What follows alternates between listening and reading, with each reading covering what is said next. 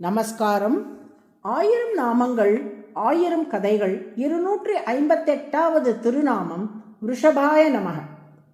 காஞ்சிபுரத்தில் எழுந்தருளி இருக்கும் வரதராஜ பெருமாளை அத்திவரதர் என்று அழைப்பார்கள்.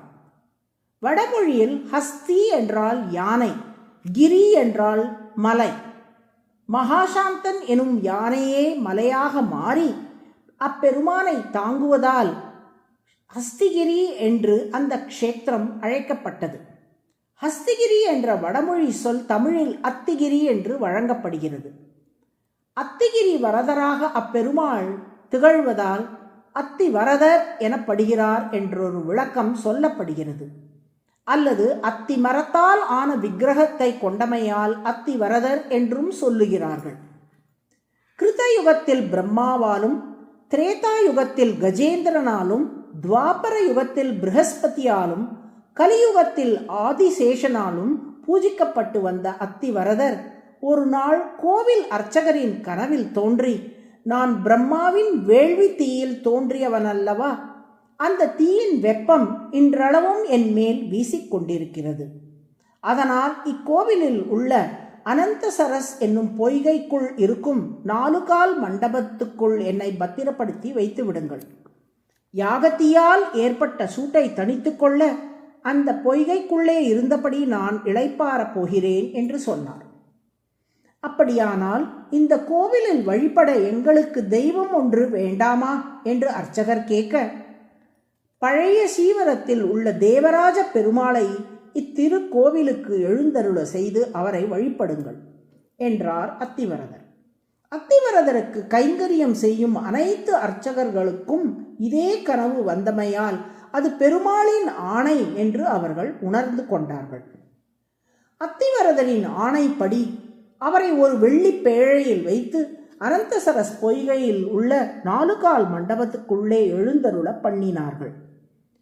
காஞ்சிபுரத்துக்கு அருகில் உள்ள பழைய சீவரம் என்னும் ஊரில் உள்ள தேவராஜ பெருமாள் வரதராஜ பெருமாள் கோவில் கர்ப்ப கிரகத்தில் எழுந்தருள பண்ணப்பட்டார். அத்திவரதரை அனந்தசரசுக்குள் எழுந்தருள பண்ணுகையில், இறைவா, இனி நாங்கள் உங்களை தரிசிக்கவே முடியாதா? உலக வாழ்வில் உள்ள வெப்பத்திலிருந்து எங்களை இனி யார் குளிர்விப்பார்கள் என்று ஊர் மக்கள் புலம்பினார்கள். அவ்வூரில் வாழ்ந்த ஒரு பண்டிதர் அத்திவரதரை பார்த்து, இறைவா, 12 ஆண்டுகளுக்கு மேல் ஒருவர் தன் சொந்த ஊரில் இல்லை என்றால் அவர் இறந்தவராக கருதப்படுவார் என்று ஒரு மரபுள்ளது. கைகேயி அதனால்தான் 14 ஆண்டுகள் ராமனை வனவாசம் செல்ல சொன்னாள்.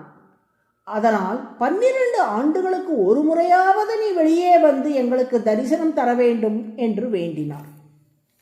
அப்போது அசரீரியாக விடையளித்த அத்திவரதர், வெளியூர் சென்றவர்கள் 12 ஆண்டுகளுக்குள் வராவிடினும் 40 ஆண்டுகளுக்குள்ளாவது திரும்ப வேண்டும் என்றொரு நியதி உள்ளது. ஒரு மனிதனின் ஒட்டுமொத்த வாழ்வில் மொத்தம் 40 சம்ஸ்காரங்கள், தூய்மைப்படுத்தும் சடங்குகள் செய்யப்படுவதால் 40 ஆண்டுகள் என்பது பூரண வாழ்வை குறிப்பதாக கருதப்படுகிறது. அந்த வகையில் 40 வருடங்களுக்கு ஒருமுறை வெளியே வந்து அடியார்களுக்கு அருள் பாலிப்பேன். யாகத்தியால் உண்டான வெப்பத்திலிருந்து என்னை குளிர்வித்துக் கொள்ள பொய்கைக்குள் புகும் நான், உலக வாழ்க்கை என்னும் வெப்பத்தால் தவிக்கும் அடியார்கள் மேல் எனது கருணை மழையை பொழிந்து அவர்களை குளிர்விப்பேன் என்று வாக்களித்தார்.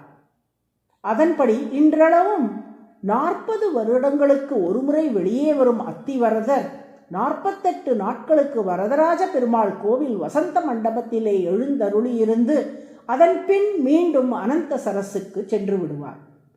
இவ்வாறு தன் கருணை மழையை அடியார்கள் மேல் பொழிந்து அவர்களை குளிர்விப்பதற்காகவே அத்திவரதர் 40 வருடங்களுக்கு ஒருமுறை வெளியே வருகிறார். அதனால் தான் வேதாந்த தேசிகனும் முத்தி மழை பொழியும் முகில்வண்ணார் வந்தார் என்று அத்திவரதரின் வருகையை குறித்து பாடுகிறார். அத்திவரதரை குளிர்விக்க அவருக்கு நித்தியமும் விசிறி வீசுதலாகிய ஆலவட்ட கைங்கரியம் செய்த திருக்கட்சி நம்பிகள் தம் தேவராஜ அஷ்டகத்தில் ஒரு ஸ்லோகத்தை பாடியுள்ளார்.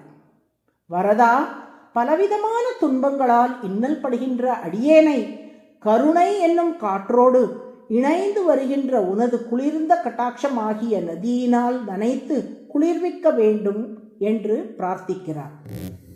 விருஷப என்றால் பொழிபவர் என்று பொருள். கருணை மழையை அடியார்கள் மேல் பொழிந்து குளிர்விப்பதால் திருமால் விருஷப என்று அழைக்கப்படுகிறார். அதுவே சஹஸ்ரநாமத்தின் 258வது திருநாமம். விருஷபாய நமக என்று தினமும் சொல்லி வரும் அன்பர்கள் மேல் திருமால் தனது கருணை மழையை பொழிந்து அவர்களை குளிர்வித்தருளுவார். நாராயண நாராயண.